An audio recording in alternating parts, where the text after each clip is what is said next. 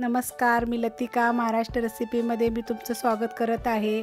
आज आपण पाहूया पनीर भुर्जी। पण त्याआधी चॅनलला सबस्क्राइब करा आणि बेल आयकॉनवर क्लिक करा। त्यासाठी लागणारे साहित्य 250 ग्रॅम पनीर घेतले बघा। मोठे 2 कांदे बारीक कापून घेतलेले आहेत। 1.5 टमाटर घेतलेला आहे बारीक कापून। कोथिंबीर आहे, लसूण आणि आलं मी एकदम बारीक टेचून घेतले बघा, एकदम बारीक टेचायचं। 2 चमचे आहे कढीपत्ता घेतलाय, मीठ आहे, तेल आहे, आपल्याला थोडं जिरे लागणार आहे, धने जिरे पुडे लागणार आहे, गरम मसाला पावडर लागणार आहे, लाल मिरची पावडर, थोडीशी हळद। कढई मी गरम करत ठेवलेली आहे, त्याच्यामध्ये आपण तेल टाकूया। तेल टाकले बघा, चांगलं गरम होऊन द्यायचं। तेल गरम झाले, त्याच्यामध्ये आपण कढीपत्ता टाकूया, अर्धा चमचा जिरे आणि हे 2 कांदे बघा बारीक कापून घेतले।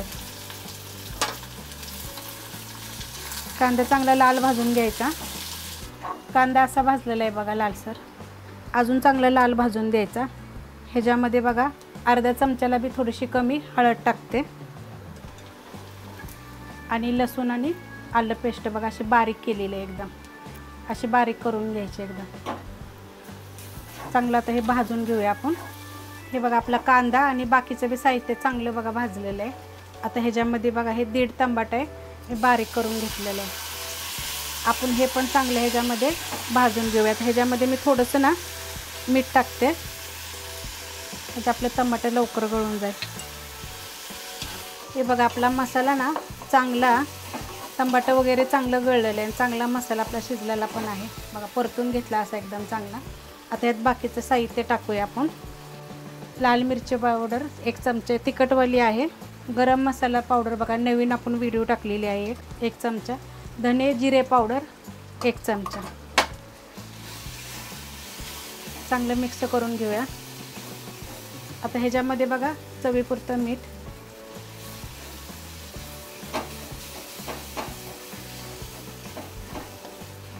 आणि आपण हे बघा असं पनीर मी आता तोडून घेतलेलं आहे बारीक, एकदम असे तुकडे केले होते आणि ते असे हाताने आणि कालवून घेतलेले आहेत। जेवढं बारीक होता होईल एवढं करायचं। आणि तुम्हाला ह्याच्यामध्ये जर शिमला मिरची जरी टाकायची असेल ना तर टाकायची, चांगली लागते। मिक्स करून घेते। हे बघा चांगलं मिक्स झालेलं आहे। थोडा गॅस मी बारीक केला आहे,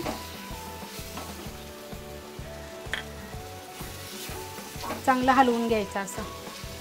हे बघा आपली पनीर भुर्जी झालेली आहे, चांगलं मिक्स केलं आहे बघा सगळं मसाला जो पण आपण टाकला होता तो। आणि हे बारीक गॅसवर आता मी 5 मिनटं झाले बारीक गॅसवर हलवते। आता ह्याच्यामध्ये आपण कोथिंबीर टाकून घेऊया।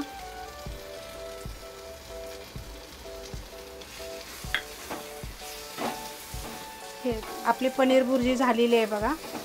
जरी पनीर भुर्जीची रेसिपी जर आवडली असेल तर लाईक करा, सबस्क्राईब करा, कमेंट करा आणि शेअर बी करा।